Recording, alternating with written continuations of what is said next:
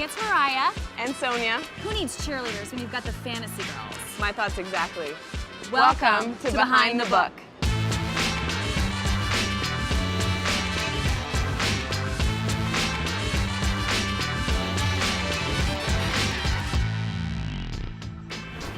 It is that time again, live from the Mirage Sportsbook in Las Vegas, Nevada. Gil Alexander, host of the Beating the Book podcast. This is the Behind the Book sports show. We do it each and every week with the VP of Race and Sportsbook at MGM Resorts International, Jay Rude. Hello, Jay. How you doing? I'm doing very well. Jay, I'm acting like there's nothing different going on here. Yeah, we've got some visitors this week. Yes, two ladies from Fantasy at Luxor.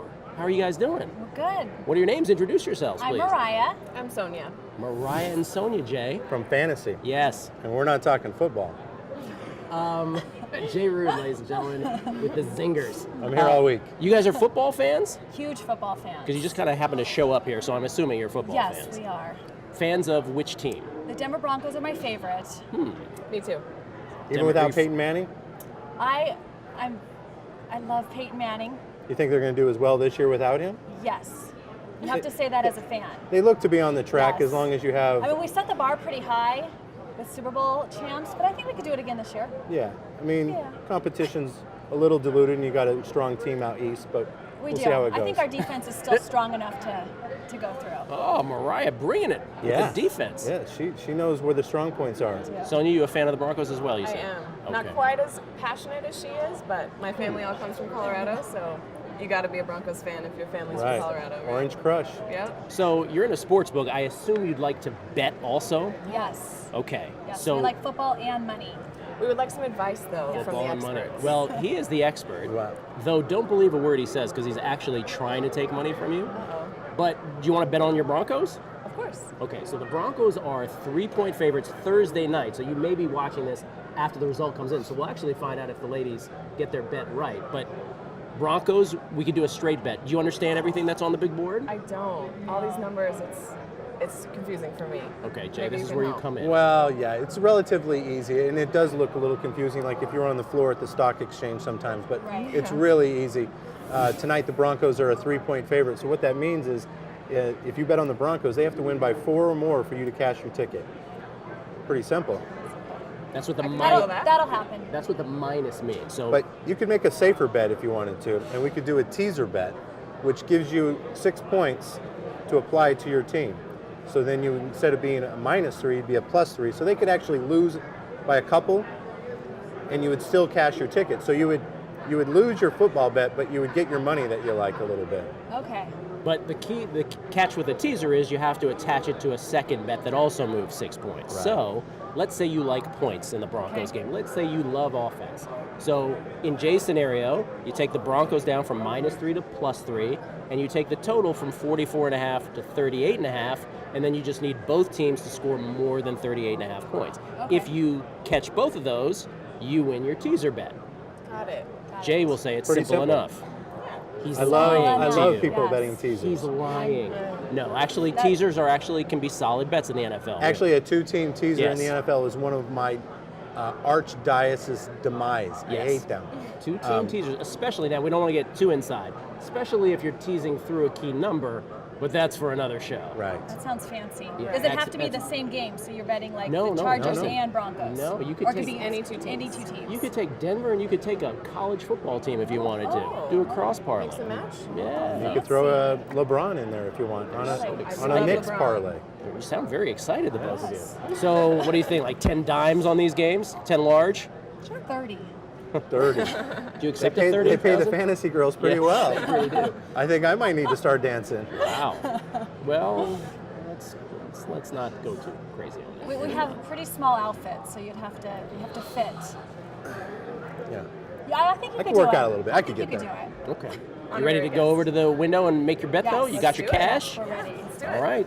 Thanks again to the ladies from Fantasy at Luxor, Mariah and Sonia. Guys, if Jay and I or anyone else wanted to see you guys in action, where would we go and when would we go see you? We are at the Luxor every single night, 7 nights a week at 10:30. Every single night. You can 7 come see nights us. 7 nights a week? Yes. No wonder you get paid so well. Yes. Fantasy does Holy not cow. sleep, Jay. No, we do not. Seahawks. Come hang out with us. Yes. We'll be there. Hang out, Jay. Next week. We'll do that. Thank you, guys. Appreciate it. Thank you. We start with college football. Start with college football. Let's do it. Let's start with an early game. This is between Nebraska and Indiana. Nebraska, Jay, 5-0, undefeated.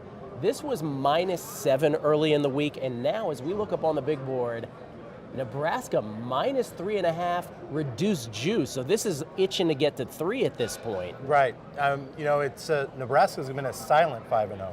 There hasn't been a lot of fanfare with them, and Nebraska fans have had some pretty tough years that they suffered through. 9 and 10 win years. Right. They suffered through that, and I think they're pretty optimistic. Back in Lincoln now again. So, and this game looks like it's going to be a classic. Public play on Big Red. Obviously, all the sharp money is coming in. Is that all sharp money? Well, pretty yeah. much? I mean, for us, anything that happens basically from Monday to Thursday is pretty much driven by sharp if the number's moving that hard. Yeah. Well, I am not one to shy away from square money, but I do like the sharp side here. To me, Indiana beat Michigan State 2 weeks ago. They played with Ohio State for 2.5 quarters last week, and you have so many injuries with Nebraska. Their standout wide receiver, Jordan Westerkamp, is out. Tight end is out. They have additional problems in the backfield, on the offensive line, also at wideout as well, where more guys might not be available to Coach Mike Riley. So 3.5, I mean, a lot of that is just personnel driven, I would think. Right, yeah, and a lot of people don't dive that deep into it. Right. They dive into 5-0. Right. Then that's it. And they go to the counter and bring their money with them. Don't be that guy. Dive deeper. Another game on Saturday. This is a late game. This is probably the marquee game in college football this weekend. Big Ten showdown between Wisconsin and Ohio State. When last we saw these two teams play, Ohio State was crushing Wisconsin. 59-0. That was the 2014 Big Ten championship. Ohio State, of course, went on to win the national championship after that. That was the game that really propelled them with Cardale Jones. Yep. And now they're 10-point favorites at Wisconsin, and I kind of get it. Hasn't moved at all. It's going to stay on that 10, isn't it? Very, very steady number right now. If you look at the two teams from a defensive performance standpoint, nearly identical numbers defensively. Offensively is where there's some separation that can occur. So I think, obviously, again, like I say, week after week after week, the public likes offense, the public likes urban, and I think we're going to be rooting hard for the Badgers in this particular matchup. But I do like having 10 points in my pocket. Yeah, I mean, this is one, and I'm curious to your reaction here. I almost want to wait to halftime to bet this. This could be an absolute gem to bet in running this game, because you might get the dog to score first, possibly, and then if you like Ohio State, you'll be laying maybe sub-touchdown at that point in this particular matchup. This could be a really great in-game running play. We're thinking alike. My point also is, if this is one of those games with Wisconsin, it's always kind of the case with Wisconsin, that offense, as you mentioned, not really that powerful. If Ohio State gets out to a lead, this is one of those that it sort of turns, and then Wisconsin has to go out of their identity. Right.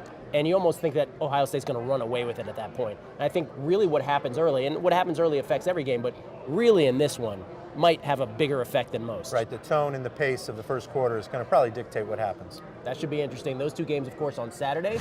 Let's go to the best game. I think the marquee matchup. This is one of those weird NFL slates where every game in the morning, not from a betting perspective, but just from a viewing perspective, kind of a lazy schedule. But then in the afternoon, the late game, 4 p.m. Eastern, 1 p.m. Pacific games, those are all great. And the best of the three, maybe, Jay, Falcons at Seahawks. Falcons Seahawks minus six. Falcons are the 6-point dogs. Falcons 9.9 yards per pass. They're 4-1. The second best team passing is the Chargers at 8.2. The difference between 1 and 2 is the same difference between 2 and 21, the Browns. That's how great the Falcons have been through the air. But now it's the Seahawks, and they're still the bully on the block, aren't they? Well, yeah, and it's a tough spot for the Falcons because now they're coming in to play another great defense after coming off of playing Denver. Yeah. Even though they won the game and they played well, that Denver defense is punishing. And, there's going to be some guys that were in the training room last Monday morning with some aches and pains. Yeah. Even though they got the W, they might not have felt it on Sunday. They felt it on Monday. And now you got a quick turnaround, go up to Seattle and play another punishing defense. The good news is the head coach for the Falcons used to be the D coordinator for the Seahawks, so he might know a little bit there. I'm really expecting the public to be opposite of tradition here. I think the public is going to squarely land on the Falcons. Really? I think the public has finally bought in that the Falcons are probably the real deal, and we're going to need the Seahawks to show up with a stiff defense and be able to cover that 7. So I'm hoping that Russell Wilson's foot's going to be perfect, and we get a performance out of the Seahawks. Yeah, well, I'm on the Seahawks. Seahawks, as you allude to right there, extra rest. So Wilson will have that much more time to heal. And while 6 is a lot, I kind of see the Falcons in your scenario there. No team is as good as they look one week or as bad as they look one week. If anyone takes anything away from this show, that's take that. Thank you so much for validating. I feel very smart with that. Thank you. Monday night, Jay, usually the one that, along with the Sunday night game, determines your week as a bookmaker. Yeah. Monday night, Jets at Cardinals. Cardinals 7.5-point favorites against the Jets. Cardinals have struggled, but they're getting Carson Palmer back in this game, and the Jets' defense is a sieve. They've been terrible. Right. But 7.5 is a lot of points. Not much better. Not much better. I mean, the Fitzpatrick Irish magic is gone. Is that what it was? I guess. 10 picks so far for Ryan Fitzpatrick. Right. I mean, he's got more picks than touchdowns. So that's ugly. But Carson Palmer is not much better. So I think, really, the public is going to be bewildered on this. I don't think the Sharps will be. I think the Sharps will snap up the Jets. Really? Because I think the Sharps will bank on the Jets' game plan of running the ball and trying to control the offense a little bit more. And it's, again, another coach revisiting his old team. Todd Bowles. Todd Bowles coming back to Arizona. So he knows a little bit of the personnel, although I don't put a lot of into that, in the day and age of the professionals where everything is exposed. Yeah. But I think that, both these teams, this is almost a must-win. Yeah, I'm a little more reticent to play that game than the previous one. I would agree. That one's a little more dicey for me. Well, you have a thing where, which game would you stay away from on the board? Yes. I would stay away from that game. Yeah.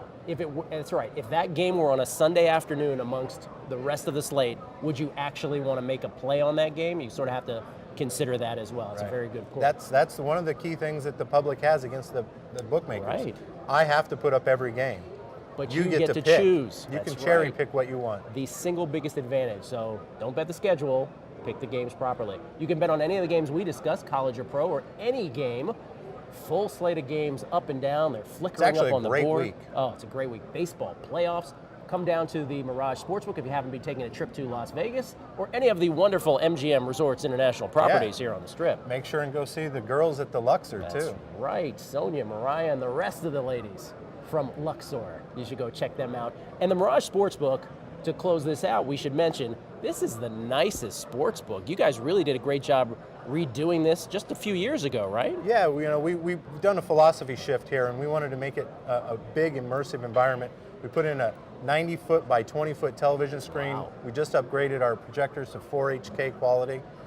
We have an outstanding VIP couch sitting area, couches, which is yep. online at mirage.com that you can reserve seats for. Oh, that's huge. Yeah. People don't know that. No, it's big. It's new this year. If you're planning a trip, make sure and get online and come and take a look at it. For a football Sunday that you may want to plan in advance, maybe for March Madness. If you want March Madness, plan it now, though, Yeah, right? you want a seat during March Madness, you want to reserve it. Do that. That's at the Mirage. Behind the Book, we do it each and every week right here from the Mirage Sportsbook. I'm Gil Alexander, host of the Beating the Book podcast. For Jay Rude, the Vice President, MGM Resorts International Racing Sportsbook. Thank you, sir. Thank you. We'll do it again next week. We will. Good luck to you in your Week 6 NFL bets and all your college football bets. Thanks for tuning in.